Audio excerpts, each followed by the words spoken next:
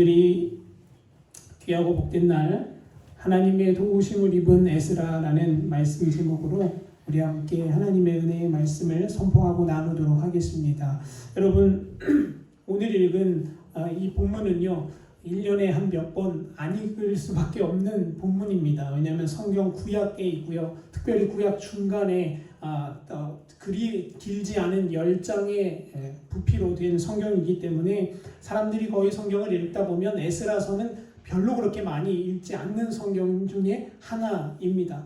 근데 여러분, 오늘 읽은 이 말씀을 통해서 우리가 하나님의 도우심을 입는 방법, 영적인 방법을 함께 첫 체득함으로 우리의 인생이 이 어려운 시대 가운데에 늘 하나님의 손에 도우심을 입는 인생이 되기를 간절히 축복합니다. 그래서 오늘 이 말씀을 가지고 하나님의 도우심을 입은 에스라라는 말씀 제목으로 우리 함께 은혜를 나누겠습니다.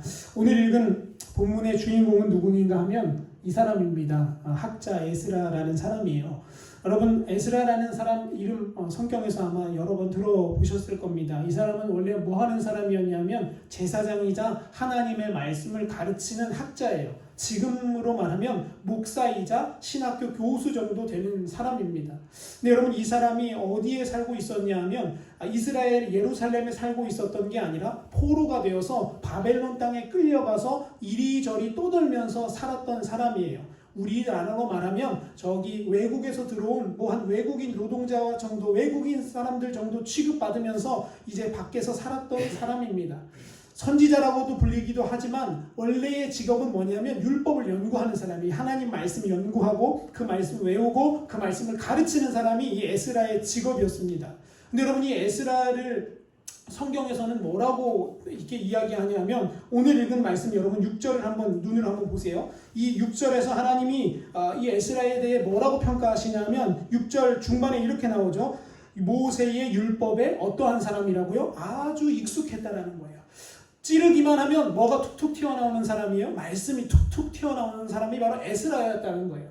여러분, 이 말씀 묵상하면서 제가 도전이 되더라고요. 나도 누군가가 나에게 욕을 하건 기분이 좋은 말을 하건 찌르건 때리건 내 안에서 뭐가 나왔으면 좋겠다? 말씀이 나왔으면 좋겠다. 내 안에서 하나님의 말씀이 툭툭 튀어나왔으면 좋겠다라는 그런 묵상을 했습니다. 여러분, 사람은요 감정의 동물이기 때문에 기분이 나쁘면 뭐가 나와요? 욕이 나와요. 그래서 여러분, 우리의 믿음을 잘 보면 우리가 믿음이 있는가 없는가를 언제 알 수 있냐면 누군가한테 이유 없이 뺨을 한 대 탁 맞아보면 내 안에 믿음이 있는지, 아니면 하나님이 살아 숨쉬는지, 아니면 내 안에 가득한 욕심이 있는지를 알 수 있어요. 여러분, 제가 예전에 예수님 믿기 전에 중학교, 초등학교 시절 때는요 어떠한 사건을 딱 부딪히면 제가 뭐라고 외쳤는지 아세요? 제가 이렇게 외쳤어요. 엄마야! 라고 외쳤어요. 근데 여러분, 성령을 받고요, 주님을 만나고요, 예수님이 내 안에 들어오시니까요, 이제는 뭔 일을 딱 만나면 여러분, 제가 엄마야! 라고 외치지 않고 뭐라고 외치는지 아세요? 아이고 주여! 라는 말이 먼저 나오더라고요. 그래서 제가 그때 깨달았어요. 에스라가 아마 이런 사람이었던 것 같구나. 내 안에 말씀이 찌를 때마다 말씀이 툭툭 튀어나오는 그런 율법에 익숙한 사람이 에스라였다고 성경은 설명합니다. 근데 여러분, 이건 별로 인기가 없는 구절입니다. 사람들에게 인기가 있는 내용은 그 다음 표현에 나와요. 그 다음을 계속 한번 읽어볼게요. 그는 어떤 사람이었냐면요, 그의 하나님 여호와의 도우심을 입음으로 왕에게 구하는 걸 어떻게 했대요? 싹 다 받았던 사람이다 라고 성경은 이야기합니다. 여러분, 얼마나 대단한 사람이냐면요, 이방 나라에 가서 이방 나라 왕한테 이거 좀 해주십시오 라고 하면 그 왕이 그 에스라의 말이 떨어지자마자 그 일을 할 정도로 대단한 하나님의 도우심을 입은 사람이 에스라였다라는 거예요. 여러분, 그 도우심이 어느 정도인지 여러분이 가지고 계신 성경 말씀 오늘 19절을 한 장 넘겨보세요. 19절에 보면 성경은 이렇게 이야기해요.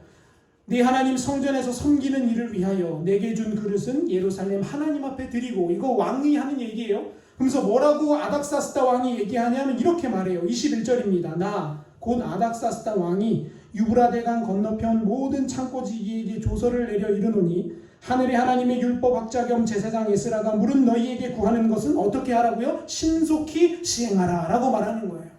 우리로 말하면 대통령이 특별 서신을 써주는 거예요. 각 도마다, 각 시마다 시장과 도지사에게 다 편지를 써서 뭐라고 내리냐? 제가 에스라라고 칠게요. 그러면 안인한 목사가 가서 너희들에게 요구하면 너희 모든 상황과 여건을 따지지 말고 다 들어줘라. 이 내용을 에스라가 편지로 받았다라는 거예요. 여러분 사람들은요 율법에 익숙하다라는 말에는 별로 구미가 당기지 않지만 어디에 구미가 당겨요? 이 두 번째 말에 구미가 당길 거예요. 내가 뭘 하기만 하면 잘 되고 내가 뭐 말만 하면 이루어지는 그런 놀라운 역사를 경험하는 것. 여러분 그것 우리 모두가 꿈꾸는 건 아닙니까? 신앙생활을 하면서 내가 기도하는 것, 내가 하나님께 간절히 바랬던 것이 이루어지는 것들을 우리가 기대하며 살아요. 그런데 여러분 우리가 명심해야 될 것 한 가지가 있는데요. 어떻게 하면 그렇게 되냐를 말씀을 통해 살펴야 된다는 거예요. 그냥 기도를 무지막지하게 많이 한다고 해서 되는 게 아니에요. 그냥 하나님의 말씀을 주구장창 외운다고 해서 되는 일이 아니라 말씀에서 드러나는 방법대로 우리가 한 걸음 한 걸음 걸어갈 때에 그 역사가 우리의 삶에도 일어나게 된다는 겁니다. 그래서 여러분 오늘 이 말씀을 듣고 여러분도 그 방법대로 영적으로 사셔서 그 영적인 능력이 여러분 안에 충만하게 되시기를 간절히 축원합니다. 여러분 도움 얻는 거 참 좋습니다. 누군가를 도와줄 때 기쁨을 얻기도 하지만 도움을 받을 때도 참 기뻐요. 여러분 저희도 이제 이렇게 시골 마을에 있는 교회잖아요. 근데 저희 말고 제 친구 목사가 있는 교회도 이런 시골의 아주 자그마한 교회에 사역을 하고 있습니다. 저희 정도의 크기 마을에 교회가 있고요. 성도님들도 한 4분에서 7분 이 정도 사이에 있는 그런 동네입니다. 그런데 그 집 자식이 3명이나 있어요. 벌써 결혼을 일찍 해서 자식이 3이에요. 그러다 보니까 시골에서 자녀 키우기도 어렵고 여러 가지 경제적인 면도 어려워서 여러 가지 기도의 제목들이 많이 있는 걸로 제가 알고 있습니다. 근데 어느 날 제가 그 친구랑 이렇게 통화를 한번 했어요. 통화를 하는데 야 코로나 때문에 많이 어렵지? 이렇게 전화를 주고받았어요. 그러니까 그 친구가 목소리가 격양된 소리로 막 기뻐하면서 저한테 무언 얘기를 하나 하더라고요. 그래서 무슨 얘기인가 들어봤더니만 자기가 지난주에 아주 기가 막힌 일을 겪었대요. 그래서 무슨 일을 겪었는데 이랬더니만 엘리야가 체험했던 그 까마귀를 자기가 체험했다라는 거예요. 그래서 저는 진짜 까마귀가 뭘 물어다 줬나 해가지고 물었어요. 까마귀가 뭐라도 물어다 줬냐? 이랬더니만 그게 아니라 어느 날 갑자기 주중에 교회 사무실에 와서 말씀을 이렇게 읽고 기도하는데 누가 찾아왔더래요. 생전 처음 보는 분이 찾아와서 혹시 목사님이세요? 이렇게 물으시고 잠시 대화를 좀 했으면 좋겠다라고 요청하시더래요. 워낙 요즘 여러분 이단들도 많고 위험한 사람들도 많아서 제 친구 목사가 젊음에도 불구하고 무슨 생각이 들었냐면 야, 이 사람이 날 해코지하는 거 아니야? 라는 생각이 불현듯 들어서 그래 좋습니다 하고 성전으로 가서 같이 이야기를 나눴답니다. 근데 그분이 이야기하시기를 자기는 저기 어디에 사는 성당을 섬기는 수녀래요. 수녀가 왜 교회를 왔나 물었더니만 그분이 교회를 지나가는데 자기에게 수중에 70만 원이 있었는데 왠지 이 70만 원이 교회에 갖다 주고 싶은 마음이 들더래요. 그래서 찾아와서 나도 잘 모르겠는데 이 70만 원을 목사님 드리고 싶은 마음이 생겨서 서로 다 어려운데 서로 다 어려운 시절인데 목사님 이 돈 쓰세요 하고 주고 가더래요. 그래서 제가 제 친구 목사도 이 어이가 없잖아요. 이 수녀가 와가지고 자기네 교회에다가 돈을 헌금하고 가는 거니까 어이가 없어서 아니 이거 왜 주시냐고 자기 이거 안 받는다고 그랬더니만 그 수녀가 하는 말이 나도 모르겠다고 근데 내가 이 교회에 꼭 이거 놓고 드리고 가야 될 것만 같아서 들어왔다고 하면서 그 헌금을 하고 간 사건을 저에게 이야기해 준 적이 있습니다. 여러분 저도 그 이야기를 들으면서 제가 한편으로는 감사하기도 하고 또 한편으로는 인간적으로 야 부럽다라는 생각도 들더라고요. 하나님 저도 그런 까마귀 좀 어디서 안 보내주십니까? 이건 우스갯소리고요. 여러분 하나님의 도우심을 입는 삶이 이런 거더라고요. 근데 여러분 에스라는요 이것과는 차원이 다른 수준의 도우심을 받으며 살았어요. 대통령에게 구하는 것마다 다 얻었고요. 말하는 것마다 도지사들이 다 들어주고요. 각 시장 군수들이 그 사람이 나타나기만 하면 그 사람을 뒤를 졸졸 쫓아다니며 뭘 해드릴까요? 무엇을 도와드릴까요? 외치는 사람이 바로 에스라였습니다. 근데 여러분 하나님의 도우심을 이렇게 에스라가 많이 받고 살았는데 그 이유가 뭡니까? 그걸 우리가 잘 파악을 해야 된다는 거예요. 하나님이 심심해서 그러셨을까요? 아니면 하나님이 그냥 기분이 좋으니까 그날은 야 에스라야 나 오늘 기분 좋으니까 너 따라와라 그렇게 하신 걸까요? 하나님이 아니면 하나님 앞에 에스라가 아부를 잘해가지고 그런 걸까요? 성경은 아니라고 말합니다. 성경은 그 답변을 뭐라고 말하냐 10절로 그 답변을 내리고 있어요. 7장 10절의 말씀은 이렇게 기록합니다. 함께 같이 한번 읽어보겠습니다. 시작. 에스라가 여호와의 율법을 연구하여 준행하며 율례와 규례를 이스라엘에게 가르치기로 결심하였었더라. 아멘. 여러분 10절은요 에스라가 포로에서 귀환하고자 했던 이유가 담겨져 있습니다. 에스라는요, 그냥 내가 우리 동네 가서 잘 먹고 잘 살려고 돌아가려고 하지 않았어요. 내가 다시 이스라엘 예루살렘으로 돌아가서 좀 살만할 때 좀 재밌게 좀 지내보자 하려고 간 게 아니에요. 성경을 보니까요, 에스라가 왜 고향으로 돌아가려고 마음을 먹었대요? 성경은 이렇게 표현합니다. 하나님 여호와의 율법을 뭐 하고요? 연구하고, 두 번째는요, 준행하고, 세 번째는 그것을 이스라엘에게 가르치기 위해서 마음의 결심을 먹고 그 어려운 발걸음을 뗐다라는 거예요. 이 대목을 여러분 원어 성경 히브리어로 풀어보면 뭐뭇을 하기 위하여 라고 적혀 있습니다. 제가 그래서 원어 성경대로 한번 읽어드리기 한번 들어보세요. 곧 에스라는 율법을 연구하기 위하여, 그리고 율법을 준행하기 위하여, 또 나아가서 율법과 규례를 가르쳐 지키게 하기 위하여 귀환하였다라는 거예요. 여러분, 사람은요, 인생에 다 목표와 목적이 있습니다. 여러분은 인생의 목표와 목적이 무엇입니까? 요즘 젊은 세대 2030 세대는 목표가 뭔지 아십니까? 여러분, 뉴스를 보니까요, 2030 세대들의 목표는 서울에 집을 사는 거래요. 그래서 여러분 뉴스 보니까 이런 단어가 있더라고요. 영혼을 끌어모아서 집을 사야 된대요. 30대들이 집을 사려면 뭐까지 끌어모아야 되냐면, 통장 대출 뭐 해도 안 되니까 뭐까지 끄냐, 영혼까지 끌어모아야지만 집 한 채 살까 말까랍니다. 그래서 여러분, 요즘 젊은이들 인생에 집 하나 사고 차 하나 살려고 목숨을 걸고 일합니다. 밤낮 주야 불철주야로 일하고 또 일해요. 그래서 그 직장인들이 30년 동안 직장 생활만 하고 아무 돈도 안 쓰고 30년 동안 직장 생활만 하면 뭐 할 수 있냐 봤더니만 서울의 강남에 아파트 딱 한 채 살 수 있답니다. 30년 동안 직장 생활 평범한 직장인이 아무 돈도 안 쓰고 먹고 마시는 것도 다 멈추고 오로지 돈을 모았을 때 30년 후에 뭐 하나 살 수 있냐 하면 아파트 딱 하나 살 수 있대요. 우스갯말이지만 제가 예전에 어떤 한 읽은 책에서 어떤 한 아주머니에 관한 이야기를 읽은 적이 있습니다. 이 아주머니는요, 평생 소원이 집을 갖는 거였어요. 집을 갖기 위해서 남의 집 파출부도 하고요, 남의 집에 일손을 도우면서 돈을 모읍니다. 그렇게 30대가 지나고 40대가 지나고 50대가 되었을 때 드디어 집 한 채를 샀어요. 여러분, 근데 집을 사고 나면 무슨 마음이 들어요? 더 예쁘게, 더 좋게, 더 편리하게 꾸며야겠다라는 생각이 들죠. 그래서 자 둘러보다 보니까 가장 불편한 데가 어디냐면 화장실이더래요. 그래서 이 화장실을 좀 최신식 인테리어와 최신식으로 바꿔서 좀 좋은 비데도 다 갖다 놓고 좀 물도 따뜻하게 잘 나오게 만들어서 내가 화장실을 좀 써봐야겠다 라는 마음을 가지고 돈을 또 모으기 시작합니다. 화장실 공사하기 위해서. 또 한 50대가 지나고 이제 60대가 되니까 화장실을 고치고도 남을 돈을 모았어요. 그래서 60대에 화장실을 고치기 시작합니다. 한 달쯤 걸려서 화장실을 다 고치고 나서 이 아주머니가 화장실에 딱 들어가다가 그만 그 화장실에 물기가 있는 걸 모르고 자빠져서 뇌진탕이 걸려서 그 자리에서 사망해버렸어요. 그리고 나서 자녀들이 그 어머니의 장례를 치르기 위해서 이제 유품들을 수습하고 이렇게 어머니의 삶을 다 되돌아보다가 그 중에 한 명의 아들이 이렇게 말하더랍니다. 야, 우리 엄마 인생은 화장실 한 칸이었네 라고요. 여러분, 왜 그렇습니까? 그 어머니가 평생토록 돈 모아서 집 사고서 화장실 고치다가 죽은 거예요. 그러니까 그 인생은요, 뭐 이루기 위해 살다 죽은 거예요? 화장실 한 칸 인생이라고 이렇게 자녀들이 표현했대요. 우스갯소리지만 여러분, 우리에게 의미 있는 말 아닙니까?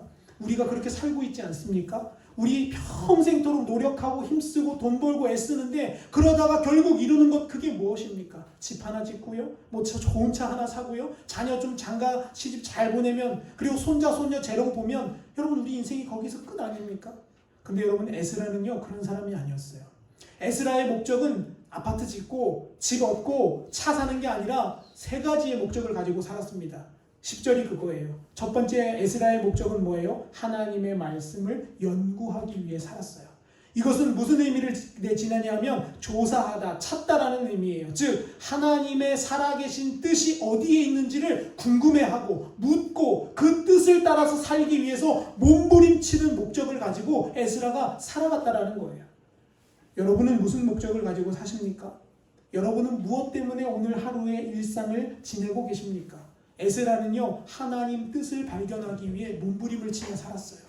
두 번째는요, 그것 뜻 알기만 하면 뭐합니까? 여러분, 옛 속담에 구슬도 뭐 해야 보배예요? 꿰어야 보배죠. 그냥 내 앞에 구슬이 너드러니 있으면 그건 그냥 쓰레기예요. 그런데 그 구슬을 예쁜 모양으로 순서에 맞게 끼웠을 때만 가치가 있이 팔릴 수 있는 그런 보석이 되는 것처럼, 에스라도 단순히 말씀을 아는 것에서 그치는 게 아니라, 두 번째는 에스라가 원했던 건 뭐냐 하면 하나님의 말씀을 뭐 하는 거예요? 준행하는 거였어요. 준행하다는 히브리어로 만들다, 행동하다라는 뜻을 가지고 있습니다. 다시 말해보면 에스라의 목적은 무엇이었냐면, 나의 삶을 만들어서 행동시켜서 누구의 뜻대로? 하나님 뜻대로 가기 위해 내 삶을 만들어가고자 노력했던 사람이 에스라였다라는 거예요. 세 번째는요, 나만 가르치고 나만 배우고 나만 잘 사는 게 아니라 나 이외에 누구에게까지 전달해야 되는 거예요? 내 자손들, 내 이웃들에게까지 전해야겠다라는 목표가 에스라에게 있었다라는 거예요. 그래서 10절 세 번째는 이스라엘에게 가르치기로 결심했더라라고 말해요. 가르치다라는 것은요, 히브리어로 훈련하다, 숙달시키다라는 뜻을 가지고 있어요. 에스라의 마지막 목표는 무엇이었습니까? 나만 말씀대로 잘 사는 게 아니라 내 가족들도, 내 자녀들도, 내 남편과 내 부인도 하나님의 말씀대로 살아서 복된 인생이 살 수 있도록 도와주려고 그 목적을 설정하고 살았다는 거예요. 여러분, 그래서 자녀의 신앙교육이 중요하다고 말하는 겁니다. 저도 자녀 키우고 있지만 쉽지 않은 것 같아요. 요즘은 워낙 볼 게 많고요, 재밌는 게 많고요, 해야 될 일이 많아요. 그래서 자녀들을 어떻게 꽁꽁 묶어놓고 키울 수도 없는 것 같아요. 저희 유호도 보면요, 여러분 참 신기한 게, 하나님의 말씀 나오는 영상을 틀어주니까 처음에 막 좋아하더라고요. 막 재밌게 봐요. 그러다가 이게 좀 지루한가 봐요. 그래서 안 보고 막 딴짓하길래, 그럼 한번 다른 걸 한번 틀어줘 보자 하면서, 요즘 아이들 사이에서 뭐 상어 노래가 인기예요. 그래서 아기 상어라는 노래를 틀어줬거든요. 여러분 얼마나 웃긴지 아세요? 얘가 그냥 뚜루룩 뛰어가다가 갑자기 그 자리에 탁 멈춰서 손을 들고 막 흔드는 거예요. 야, 제가 그걸 보고 깨달았어요. 하나님의 말씀은 집어넣기가 너무 어려운데 세상적인 노래와 영상과 가치관은 집어넣으려고 하지도 않았어요. 그냥 잠깐 틀어줘 봤는데 지가 알아서 그걸 즐거워하더라고요. 여러분, 신앙에서 그래서 우리만 잘 가는 게 중요한 게 아닙니다. 내 자녀들, 내 후손들, 내 가족과 내 이웃까지 함께 잘 가는 게 하나님의 뜻이라는 거예요. 왜 그러냐면요, 열왕기상 18장에 보면 여러분, 아합 왕의 가문에, 아합 왕의 왕궁에 오바댜라는 사람이 등장합니다. 근데 이 성경은, 아합은 여러분 잘 아시다시피 악한 왕 중에 가장 으뜸이 되는 왕이었어요. 뭐 세상 모든 악한 왕들이 있다고 해도 아합만큼은 택도 없을 정도로 아주 우상 숭배에 쩔어 있었던 왕이에요. 근데 여러분, 열왕기상 18장을 제가 묵상하다가 깜짝 놀랐어요. 거기에 오바댜라는 사람이 한 명 나오는데, 하나님이 그 사람을 뭐라고 소개하냐면, 그는 여호와 하나님을 경외하는 자였더라 라고 표현을 하더라고요. 근데 그 오바댜가 뭐 하는 사람이었냐? 이 아합 왕궁에서 살았던 그런 국내 관리였어요. 무슨 말이냐? 우상 숭배에 쪄들어 있는, 우상 숭배가 가득한 곳에서 한 명이 혼자서 여호와를 섬기는 사람이 오바댜였어요. 그 오바댜가 엘리야를 만나고서 이렇게 이야기합니다. 나중에 시간이 되시면 열왕기상 18장을 한번 읽어보세요. 이렇게 이야기해요. 내가 지금 여기에 서서 이렇게 하나님의 말씀대로 가려고 발버둥 칠 수 있는 이유는 무엇이냐? 엘리야 선지자요, 나는 어릴 적부터 하나님의 말씀으로 교훈을 받고 자랐습니다 라고 말해요. 오바댜가 그 수많은 우상 숭배와 그 어려운 상황 가운데에서도 예수를 부인하지 않고 하나님만 믿고 갈 수 있었던 이유는 뭐였냐? 오바댜의 부모가 어린 시절부터 그에게 율법을 먹였고요, 말씀을 가르쳤고요, 그를 하나님의 뜻대로 세우려고 노력했기 때문이라고 오바댜가 고백하는 거예요. 그래서 저는요, 여기에 계신 저와 여러분들이 이런 은혜가 있었으면 좋겠어요. 나중에 여러분들이 삶을 마칠 때, 제가 삶을 마칠 때 제 자녀와 여러분의 자녀들이, 우리 어머니 아버지는 진짜 하나님의 말씀대로 날 가르치려고 노력하셨어, 진짜 말씀대로 살려고 노력하셔서 내가 그 길을 다 못 따라간 게 참 한이 되고 후회가 된다 라고 말할 수 있는 그런 믿음의 모범이 되시기를 간절히 축원합니다. 여러분, 이 세 가지의 목표가 에스라를 이끌었던 삶의 목적이었습니다. 여러분, 에스라는요, 나 위에 살지 않았어요. 내 이익 위에 살지 않았습니다. 에스라는 누구 위에 살았어요? 하나님 위에 살았어요. 말씀 위에 살았고요, 하나님의 뜻 위에 살아가는 사람이었다라는 거예요. 그런 일이 이루어지니까요, 하나님이 그를 돕기 시작하는데요. 여러분 놀라운 역사가 일어나요. 여러분 성경을 보니까요. 오늘 읽은 본문 7장 22절을 여러분 눈으로 한번 보십시오. 22절에 아닥사스다 왕이 에스라에게 줄 수 있을 만큼 다 주라고 말하면서 뭘 이야기했는지를 기록합니다. 22절은 이렇게 말해요.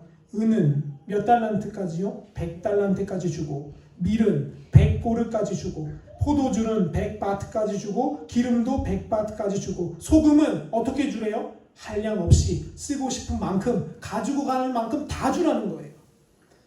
여러분 저 이런 은혜 받고 싶더라고요. 제가 하나님의 손에 붙들려서 제가 기도하면 하나님이 야 그래 안 목사가 기도하나? 그러면 내가 네가 원하는 것, 네가 쓰고자 하는 것, 네가 필요하는 것만큼 공급해 주겠다라고 하는 그런 응답 저도 참 받았으면 좋겠다라는 생각을 했습니다. 근데 여러분 이 축복을 받기 위해서는 우리가 하나님께 인정을 받아야 돼요. 에스라는요 인정받은 사람이었기 때문에 그래요. 여러분 자녀 키울 때 자녀들한테 아무거나 막 줍니까? 그냥 손에 잡히는 거 다 주나요? 그렇지 않아요. 여러분 저희 유호가 저한테 아빠 칼 주세요 하면 제가 칼을 줄까요? 절대 안 줍니다. 유호가 아빠 가위 주세요. 제가 제 스스로 머리 좀 잘라볼게요. 제가 절대 안 줘요. 근데 여러분 만약에 유호가 잘하고 자라서 저와 대화가 되고 그 가위와 칼을 다룰 수 있는 능력과 지식이 되어지면 만약에 저한테 와서 아빠 저 가위 좀 주세요. 종이 좀 자르게요 하면 제가 줄까요? 안 줄까요? 당연히 주죠. 하나님과 우리의 관계가 이런 거라는 거예요. 여러분 우리가 뭐 주구장창 가서 하나님 주세요 주세요 한다고 주는 게 아니에요. 우리의 역량이 우리의 영적인 믿음의 수준이 하나님 보시기에 야 쟤한테는 이거 맡겨도 충분히 감당하고도 남는다라는 평가를 받게 되면 하나님이 주시는 거예요. 여러분 에스라가 아마 그런 평가를 받았던 것 같아요. 왜냐? 에스라의 삶의 목적은 뭐였습니까? 나 자신을 위해 사는 게 아니라 이기적인 삶을 사는 게 아니라 누구 위해 사는 거였어요? 하나님 위해 사는 거였어요. 그 하나님 위해 사는 것도 더 자세하게 말하면 하나님의 뜻을 알고 싶어 했고요. 그 뜻을 아는 것에서 그치지 않고 어떻게 하기를 원했어요? 살아내기를 원했어요. 여러분 오늘 이 시간 여기서 말씀 듣고 우리 은혜 받잖아요. 거기서 그치면 소용없어요. 그 은혜 받은 말씀으로 우리 어디까지 가야 돼요? 살아내는 것까지 가야 되는 거예요. 그게 바로 진짜 신앙이죠. 그래서 야고보는 뭐라고 말합니까? 행함이 없는 신앙은 어떤 거예요? 죽은 거예요. 시체와 같은 겁니다. 여러분 시체한테 아무리 가서 뺨을 때리고 옆구리를 찌른다고 해도 시체가 움직입니까? 아니요, 절대 움직이지 않습니다. 즉 우리의 영혼이 그와 같다는 겁니다. 우리에게 믿음이 그냥 좋다 하나님 말씀 듣고 은혜 받았다 그래 나도 그래야지 여기까지만 있다면 하나님이 우리 영혼을 보실 때 우리 영혼은 뭔 상태예요? 시체 상태인 거예요. 우리가 원하는 것 우리가 뜻하는 것 이루고자 아무리 기도해도 응답이 없는 상황이 된다라는 거죠. 그러면 하나님이 원하시는 믿음은 어디까지 가야 되냐? 우리의 삶으로 살아내는 거예요. 주님이 우리에게 이렇게 말씀하시죠. 이웃이 우리에게 와서 오리를 함께 가자고 하면 어떻게 하라고요? 심리까지 같이 가주라고요. 너의 겉옷을 좀 달라고 하면 추워서 겉옷을 달라고 하면 뭐까지 주래요? 속옷까지 내어주라는 거예요. 여러분 이 말씀 지키기 쉽습니까? 굉장히 어렵습니다. 여러분 인천에 있는 방주교회 원로 목사님이신 박보영 목사님이 40살까지 유명한 의사로 전 재산이 40억대의 자산가였습니다. 지금은 은퇴하셨어요. 사전에 미리 은퇴하시고 지금 기도원에서 사역하시는데 저는 이 목사님을 참 존경합니다. 왜 그런가 하면요. 이 목사님이 첫 사역을 시작했는데 감신을 나오셨는데 40살에 졸업을 하니까 아무도 안 불러주더래요. 그래도 20대의 전도사를 나가야 뭐 불러주는 것도 있고 써주는 것도 있을 텐데 40살이 돼서 다 늙으막하니 전도사가 돼서 나가려고 하니까 갈 자리가 없더랍니다. 그래서 저기 안산에 가서 개척을 하셨어요. 개척을 하는데 뭐 여러분 사람이 옵니까? 요즘 개척교회에 사람이 안 오죠. 그래서 할 수 있는 게 뭐였냐? 저기 거지들, 저기 불황자들, 저기 노숙자들 데려다가 씻기고 먹이고 입히는 거였어요. 뭐 없는 돈 탈탈 털어서 그거 하고 있을 때 그 일을 감당할 때 어느 날 한 사람이 오더래요. 그래서 너무 고맙다고 목사님 덕분에 내가 여태까지 이렇게 먹고 자는 게 너무 행복하고 좋다고 하면서 우유를 한 병 내밀더랍니다. 그러면서 목사님 이거 제 정성이니까 이거 되게 맛있게 드시고 목사님 다음 주에 뵐게요 하고 인사를 하고 가더래요. 근데 목사님이 처음에는 그 우유를 딱 보니까 날짜가 한참 지났더래요. 그래서 이걸 먹을까 말까 하다가 처음엔 사람이 갔으니까 버렸어요. 근데 그 사람이 또 앞에 와서 또 그렇게 해야 돼. 목사님 이거 우유 드세요. 다음에 또 그러더래요. 근데 요번엔 집에 가는 줄 알았더니만 안 가더래요. 앞에 서서 목사님 드세요 이러시. 그래서 목사님이 야 이거 곤란하다 어떡하냐. 하나님 이거 먹어야 됩니까 말아야 됩니까. 그러다가 눈 꼭 감고 그래. 뭐 배탈밖에 더 나겠냐. 그래도 저 사람이 날 생각해서 주었는데 내가 먹자 하고 그 우유를 마셨답니다. 그리고 그 사람은 기쁘게 돌아갔어요. 여러분 근데 목사님 어떻게 됐을까요? 그날 화장실에서 하루 종일 장염이 걸려가지고 고생을 했대요. 근데 그 목사님이 어느 날은 그 노숙자들을 이렇게 돌보다가 추운 겨울날 밖을 나갔는데 웬 신문지 하나 덮고 그 전봇대 밑에 한 사람이 누워있더랍니다. 근데 자기는 좋은 패딩을 하나 입고 있었대요. 그 길을 딱 지나가는데 너무 추운 겨울이라서 야, 저 사람 어떻게 도울까 이렇게 하고 있는데 하나님이 마음속에서 그러시더래요. 박 목사야, 너 뭐 입고 있냐? 물으시더래요. 그래서 하나님이 그렇게 물으시길래 하나님 패딩 입고 있습니다. 그러면 하나님이 그리고서 또 그 길을 지나가려고 했대요. 근데 또 하나님이 물으시더래요. 박 목사야, 너는 그 패딩 입고 따뜻하지? 그래서 목사님이 예, 하나님 따뜻합니다. 그러면 세 번째 또 물으시더래요. 박 목사야, 그런데 저기 있는 저 영혼은 지금 추위에 떨고 있구나. 목사님이 하나님 그러면 어떻게 하라고요? 이거 벗어서 주라고요? 그랬더니 하나님이 아무 말씀이 없으시더래요. 목사님이 그래서 지나가야겠다 하고서 또 빨리 지나가려고 하는데 마음에 그 말이 계속 떠오르더래요. 박 목사야 따뜻하니? 박 목사야 따뜻하니? 박 목사야 따뜻하니? 목사님이 도저히 못 참겠어서 다시 가던 길을 돌아가서 그 사람한테 자기가 입고 있던 패딩을 벗어주고요. 자기가 입고 있던 옷을 다 벗어주고 목사님은 티셔츠에 바지 하나 입고 교회로 돌아오셨대요. 근데 여러분 놀라운 일은요. 그렇게 하고 교회 들어와서 난로를 켜고 오돌돌 떨면서 강대상에 다 엎드렸는데 하나님이 그러시더래요. 박 목사야 고맙다. 그러시더래요. 그래서 하나님 뭐가 고마워요? 지금 전 추워 죽겠는데. 근데 하나님이 또 한 번 말씀하시더래요. 박 목사야 아까 전에 네가 준 옷 내가 잘 입었다 라고 말씀하시더래요. 그때 목사님이 하나님 앞에 꼬꾸라졌어요. 아, 하나님의 말씀대로 살아내는 것, 하나님이 하신 그 말씀대로 살아내는 그것을 주님은 기뻐 보셨구나. 사랑하는 성도 여러분, 우리 이 삶까지 나가야 할 줄 믿습니다. 우리가 가진 것, 내가 누릴 것만 가지고 사는 게 아니라 하나님이 우리에게 하신 말씀대로 살아낼 때 물론 그것도 누가 도와주셔야 돼요? 내 안에 말씀하시는 성령이 도와주셔야 하는 거예요. 여러분 그래서 저도요 패딩 입고 가다가 하나님 저한테 그 말씀하실까봐 가끔은 두려워요. 하나님 저 반팔밖에 안 입었는데요.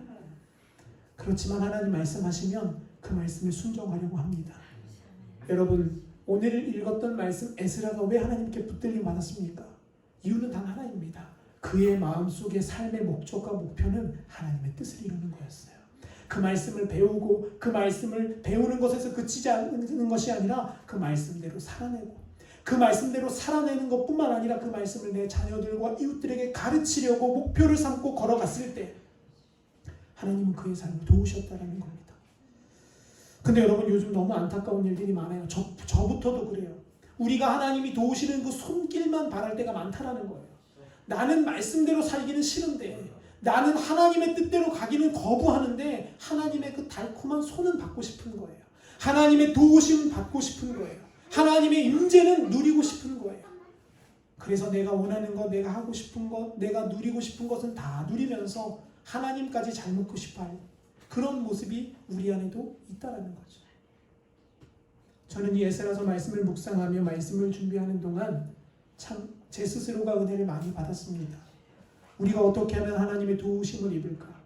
우리가 어떻게 하면 하나님의 손길에 붙들림 받을 수 있을까? 사랑하는 성도 여러분, 오늘 이 시간 이 예배의 자리에서 말씀을 듣고 이 말씀의 은혜를 받는 것에서 그치지 마시고 그 말씀을 행하며 그 말씀의 뜻을 고정하고 살아내는 저와 여러분이 되시기를 간절히 축원합니다. 그래서 여러분 하나님 우리의 삶을 보셨을 때에 야 안 목사야 그때 네가 준 그 도움 참 고맙다. 그때 네가 주었던 그 옷 참 따뜻하더라. 그때 네가 주었던 그 물질, 그때 네가 나를 섬겼던 그 손길 참 좋았다 라고 하나님이 저와 여러분을 향해 평가하실 수 있는 그런 귀하고 복된 역사가 저와 여러분들 가운데 있기를 간절히 소원합니다. 사랑하는 성도 여러분, 하나님은 반드시 사람을 도우시는 분이에요. 하나님은 반드시 우리의 삶을 이끌어 가시는 분입니다. 그런데 사단 마귀는요 그걸 자꾸 넘어뜨리고 무너지게 해요. 그러면서 우리 속에 이렇게 말하죠. 야, 네 그렇게 평생 예수 믿었는데 되는 게 뭐야? 너 그렇게 예수 평생 믿는다고 말했는데 너 잘된 게 뭐야? 라고 우리를 자꾸 공격하고 유혹하고 넘어뜨리려고 합니다. 여러분 사실 에스라 엄밀히 따져보면 별로 된 거 없는 사람이에요. 그냥 노예로 끌려가서 노예 가운데 그냥 말씀 가르치는 사람에 불과한 사람이었습니다. 근데 여러분 그 말씀 가르치는 것에서 그치지 않고 그 뜻을 정했을 때 하나님의 말씀을 연구하고 그 말씀을 준행하고 더 나아가 내 자녀들과 내 이웃들과 내 가족에게 그것을 가르쳐야겠다라는 여호와 중심의 생각으로 똘똘 뭉쳐졌을 때 하나님이 그를 들어 쓰시기 시작하시는 거예요. 여러분도 이런 사람 되시기를 축원합니다. 여러분 우리는요 하나님께 쓰임 받으려면 준비해야 될 게 딱 한 가지입니다. 많은 사람들은 좋은 직장 가려면 스펙을 준비해야 한다고 합니다.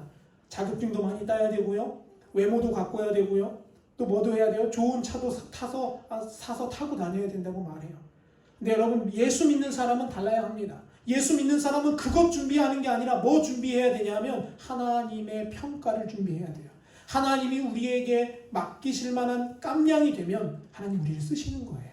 근데 여러분 우리가 그 단계에 이르지 못하였다면 오늘 저와 여러분이 하나님 앞에 다시 한번 서게 되는 역사가 있기를 축복합니다. 그래서 성령의 도우심으로 성령님께 날마다 간구하심으로 성령의 힘으로만 할 수 있어요. 여러분 저는 여러분이 혹여라도 제 설교를 듣고 여러분 율법주의자가 되지 않기를 소망합니다. 율법주의자는 뭐냐 하면 그래 목사님이 그렇게 살으라고 했으니까 내가 그렇게 살아야지, 내가 그렇게 살아야지 이런 거예요. 여러분 우리는 절대 그렇게 살 수 없어요. 우리는 에스라처럼 절대 못 살아요. 그러면 복음주의는 어떤 것이냐 이런 겁니다. 아 말씀을 듣고 깨닫고 그대로 살아야 돼. 그런데 나는 어때요? 그대로 살 수 없어요. 나는 연약해서 그대로 행할 수 없어요. 그러니까 누구를 의지하는 거예요? 성령 하나님을 의지하는 거예요. 그분을 붙드는 거예요. 그래서 복음을 체험한 사람은 기도가 달라져요. 하나님 제가 할게요. 하나님 제가 노력할게요가 아니라 주님 저는 못합니다. 누가 하세요? 주님이 하셔야 돼요. 주님 저를 사용해서 그 일을 이루어 주세요. 주님 저를 통해서 그 역사가 나타날 수 있도록 주님 저를 써주세요. 이거가 바로 진짜 복음에 사로잡힌 사람의 고백입니다. 저와 여러분이 예배 가운데 그 은혜 받으시고 그 은혜 가운데에 하나님 손에 붙들림 받는 역사가 있기를 소망합니다. 그래서 여러분 안에 간증이 있었으면 좋겠어요. 목사님 에스라 말씀 듣고 그 말씀대로 하나님의 뜻을 구하고 또 하나님의 말씀대로 살아내고 하나님 그것을 가르쳐 행했을 때 하나님 저의 삶에 이런 복을 주셨어요. 하나님 저의 삶에 이런 역사를 이루셨어요 라는 그런 간증들이 우리 가수교회 가운데 넘쳐나게 되시기를 간절히 축원합니다. 우리 함께 찬송하시고